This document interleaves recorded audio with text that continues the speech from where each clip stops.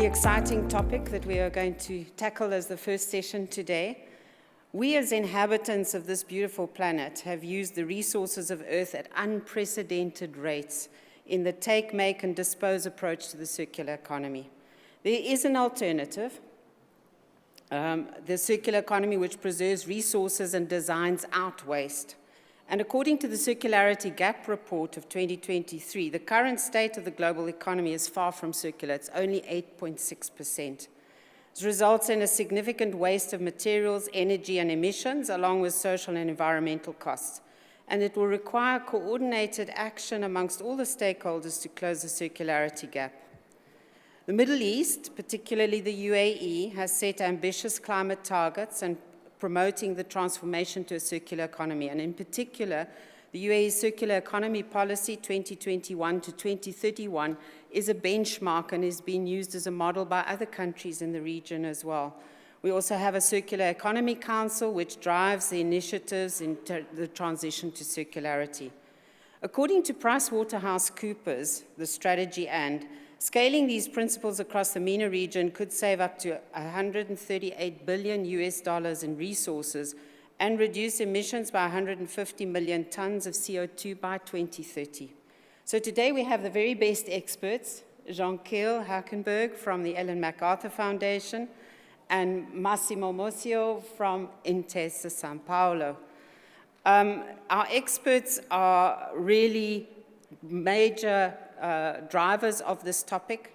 The Ellen MacArthur Foundation was established in 2010 by Dame Ellen MacArthur, a world-renowned and record-breaking sailor, and is the leading think tank on the circular economy.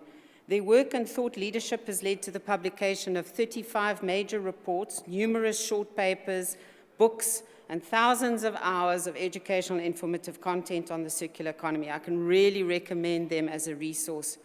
The Foundation works with governments and global institutions, including the UAE Circular Economy Council, and a key initiative is the Global Commitment established in 2018, which mobilizes 1,000 global organizations behind avoiding plastic waste from packaging. And then with Intesa San Paolo, it's a global banking group. It fosters transformative, inclusive, and sustainable economic growth. And over the years, Intesa San Paolo has maintained a strong commitment to the circular economy. The bank was among the first to establish a partnership with the Ellen MacArthur Foundation in 2015 to support the smooth transition to the principles of the circular economy. And since 2022, Intesa San Paolo has provided 68.3 billion euros in loans, which is equivalent to 90% of its 2022 to 2025 business plan targets. And these are dedicated to supporting green and circular economy transitions and sustainable investments. So very happy to have you both here on the panel. Thank you. Jean-Kiel, over the last 15 years, the Ellen MacArthur Foundation has published an incredible body of work on the principles of the circular economy for individual sectors, including individual sectors, textiles, packaging in particular, regenerative agriculture. How does industry take these principles from thought to action? So to embed them in the operating and business models, and thus accelerating the transition to circularity. Thank you very much for the question. It's very, very good to be here in the UAE.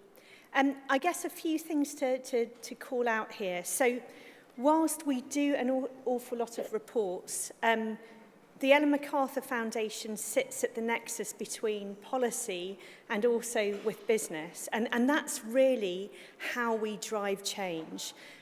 By doing hard-hitting reports, for example, more plastics than fish, by 2050, which was one of our reports that came out a few years ago, it really corrals business to have a voice that enables policy to be realistic and ambitious at the same time. So we look at a few key areas, which then allows us to drive forward in specific actionable points. So for sure, plastics and packaging is one of our key areas. But the other couple of areas that we're really focusing on is consumer products. So fashion and textiles in particular, but also, as you mentioned, food and regenerative agriculture. How do we produce? How do we consume? And then the other area, which is, of course, really critical at the moment, are indeed critical raw materials and minerals from the lens of material security and material circulation for both energy transition, but in consumer electronics and everything that we use. We have over 200 global conglomerates in our network, our business network, and they range across every single industry, from the built environment to fashion, to food, to plastics and packaging. And really, where we're at now is a world of implementation and action and scale up. So there's a few key things that we're already seeing happening, but we really need to see at scale. And I'll give you a couple of examples. One is 2 weeks ago, we launched in the UK and actually in Brazil. We launched, it was the Big Food Redesign Challenge. And 18 months ago, we set out criteria of what regenerative agriculture looks like. So how do we improve biodiversity? How do we reduce greenhouse gas emissions? How do we improve soil quality, all whilst having a better diet? And we set this out as criteria and invited brands to participate. We were worried maybe would anyone be interested? Well, we had over 400 companies apply, and as we worked through the challenge due to climate change, due to failing of some crops, some brands had to drop out for the time frame, but they will come back later.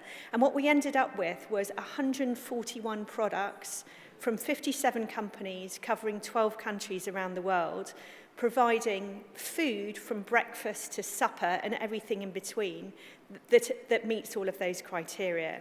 We had partners with retailers like Waitrose, like Carrefour in Brazil, like Fortnum & Mason in London, and that's actually where we did our launch. And the point of this is to say, for enabling conditions to make it real, we need both, we need to have scale up and upstream design, but we also need enabling conditions and policy. I can talk a bit about that in a minute. Yes, no, absolutely. Thank you, John. So Massimo Intesa Sanpaolo is at the forefront of the circular economy objective to facilitate the ecosystem to transition to circularity through partnerships such as you have with the Ellen MacArthur Foundation. So what has Intesa Sanpaolo done, planned for the circular economy, first of all in Italy and Europe, but then also what role does it play in supporting the UAE's transition, including the key milestones in the collaboration with the UAE governments? Thank you.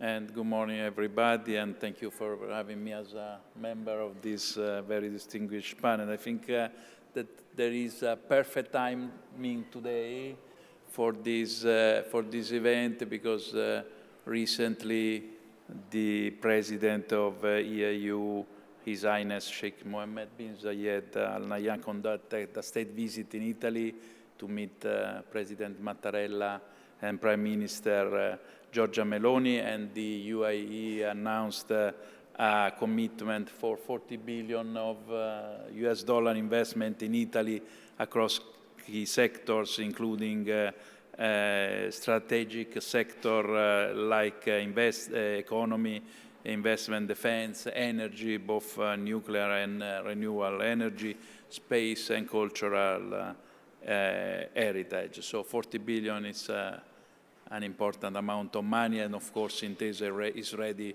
to add up with credit this important investment of the EU in Italy. And Intesa Sanpaolo as well signed an important MOU with, I think, one of the most innovative energy company in the world, which is Masdar, and so we signed this MOU and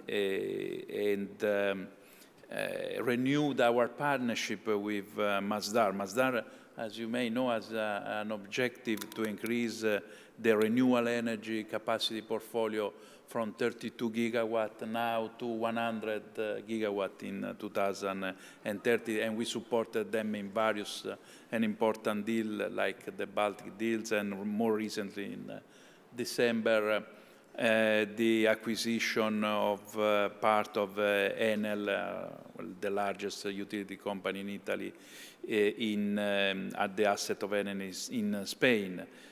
So this is just to mention some of the initiative that Intesa Sanpaolo is promoting. Let me just say a few words on a study that recently Bocconi University in Milan did with the Ellen MacArthur Foundation precisely, and this study is done on 500 listed companies in Europe operating across various sectors, showed that the level of circularity is very significant, a very significant driver for de-risking. In fact, the research indicates that the more circular a company is and the higher is the risk-adjusted return of the stock measured by the Sharpe ratio, and the lower is the risk of defaulting on debt over a 1 to 5 year time horizon. So circular economy can not only enhance resource efficiency and lower environment impact, but in the long run is a very important driver for the stock performance of every company. As I mentioned, we have in this field a mission, we have a vision. We started a long time ago. In fact, you mentioned that in 2015 we were one of the first in Europe to join the Ellen MacArthur Foundation, and also for this we are the only Italian bank included in the Dow Jones World and Europe Sustainability Indices, and the 2021 we were the best European bank for ESG.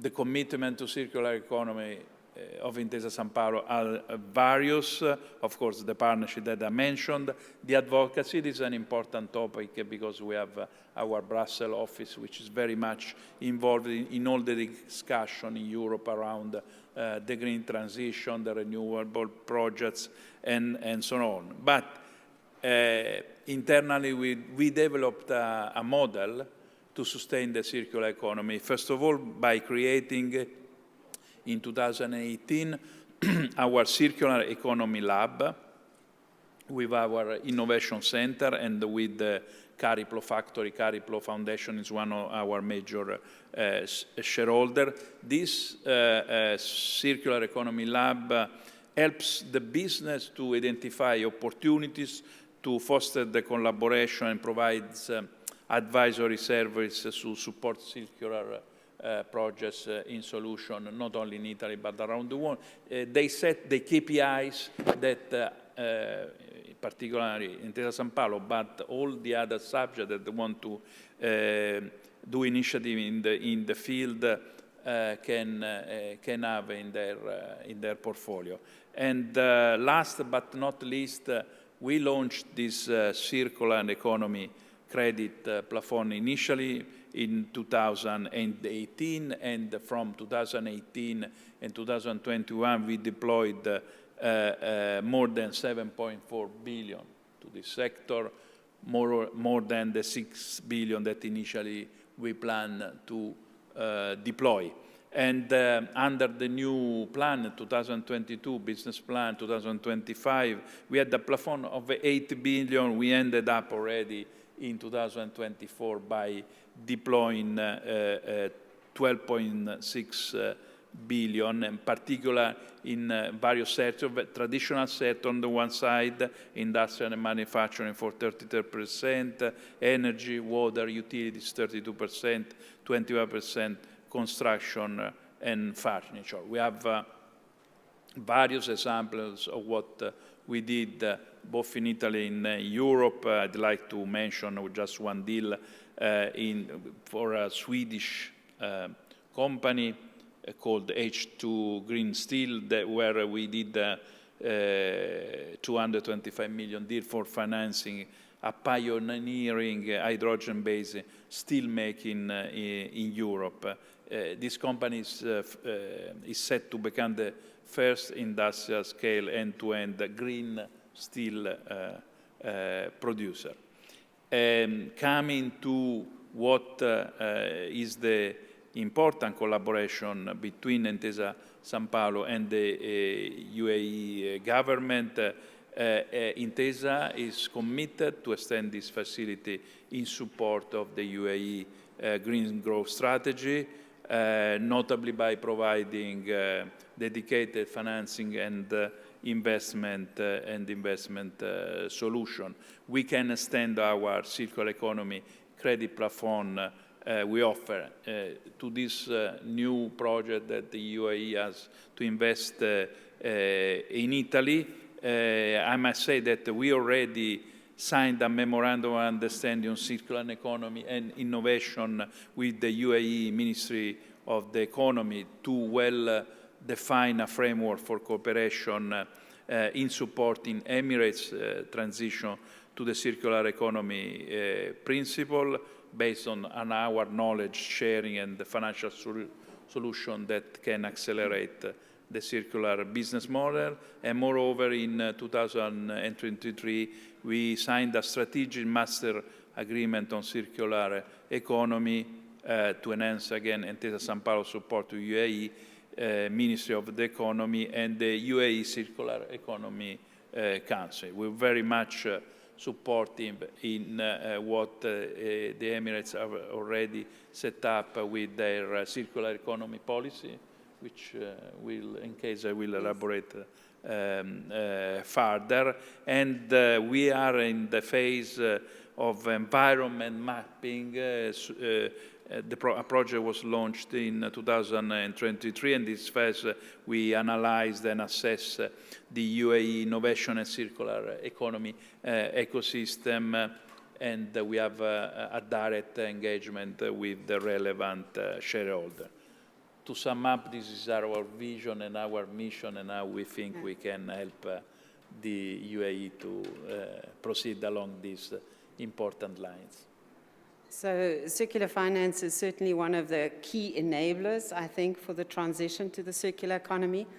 If you look at the UAE's circular economy policy, it covers 4 sectors. So it covers green infrastructure, it covers sustainable food production and consumption, sustainable transportation, and sustainable manufacturing. So this covers every single aspect of what we do. And one of the things that's been highlighted in the diversification of the economy here in the region is that the circular economy can really drive GDP growth. So these new business models, new business opportunities can certainly drive growth. So finance is an enabler. Donkio, what are the other enablers? How do we mobilize from those companies that you talked about in the exercise, the initiative that you launched? How do they actually move from the principles of it to actually executing on the ground? What are the things they need to do? So I guess this is where policy comes in and is really, really critical as well. It's really creating the enabling conditions for businesses and the economy to thrive. If we look at taking a couple of examples from Northern Europe, so what they have done, if you look at Sweden and Finland, they've aligned their biodiversity policies with their circular economy policies. And because one of their major exports is obviously pulp and forestry. And if you look at some of their iconic brands like IKEA, because they've linked these policies together, that enables manufacturing for furniture, for example, to be done from regenerative forests. And that means they have enabling tax conditions. It means that they have enabling offtakes. It means that the likes of IKEA can commit to having 100% of their products to be circular by 2030, which is no mean feat. And if I quote actually Jesper Brodin, who's the CEO of IKEA, he said the circular economy is not yet real at scale, he means, but every time we touch it, we save money. I'd add to that, you also make money. So that's one example. The other example of enabling conditions and how we make this happen together is around circular business models. So if we look at textiles, for example, or the fashion industry, We set up the fashion remodel. It was launched last year in May 2024. And that's some iconic brands, really high street brands that we all recognise. So H&M are part of that, Reformation are part of that, COS and so forth. And the whole idea is figuring out how do we make money without selling more clothes? That's effectively what that needs to be. So it's exploring at-scale models of remake, of repair, of resale and so forth, so that we can actually bring that to bear and create a new industry based upon an existing one. So tax breaks are really important, off-takes are really important, and enabling conditions from policy that enable business and government to work together in tandem. And I think that is what is so exciting about the UAE, because you have that opportunity and that drive and hope, and I think we could do something amazing from here by learning from the insights of both barriers and opportunities across the globe. Yeah, great, thank you. Massimo, if you think about circular finance, and we know that financing the green transition is a major topic, whether you talk about the Global Plastics Treaty and the INC negotiations, whether you talk about the different financing requirements around the world for this transition, and particularly when you think about developing countries, when you think about SMEs and startups that are really going to drive the revolution towards circularity. How does the bank actually assess the return on investment for these different projects? What are the things you take into consideration? First of all, let me say that in this field of circular economy, Europe is a step ahead of the other continent. They say, we have a joke that normally the US is very able to innovate, China to copy, and Europe to regulate.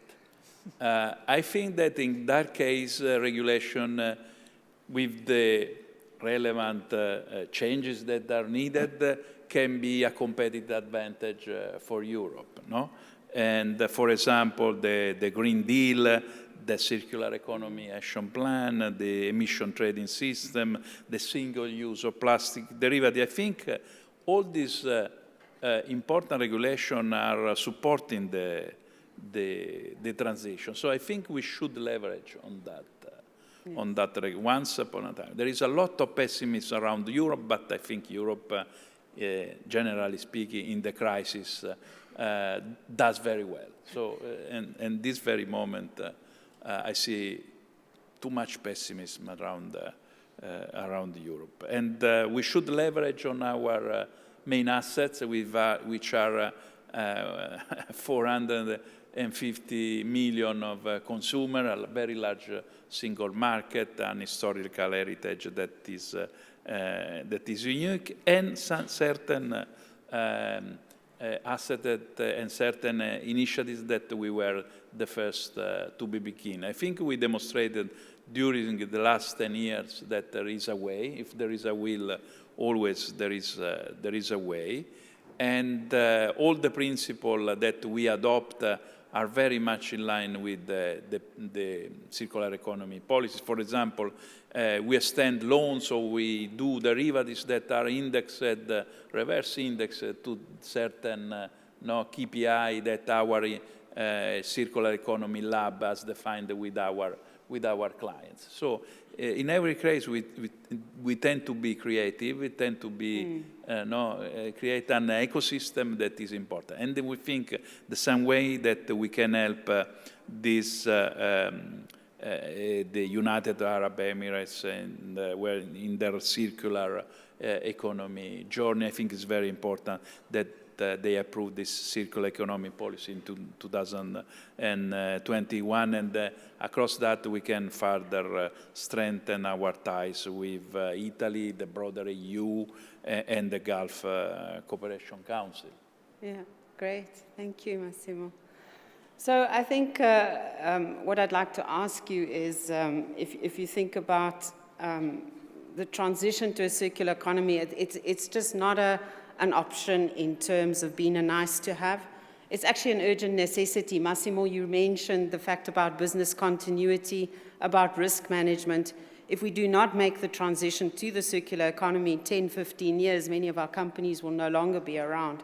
So it's an urgent necessity, and it requires governments and businesses, consumers to work together to close the circularity gap and to create the sustainable future.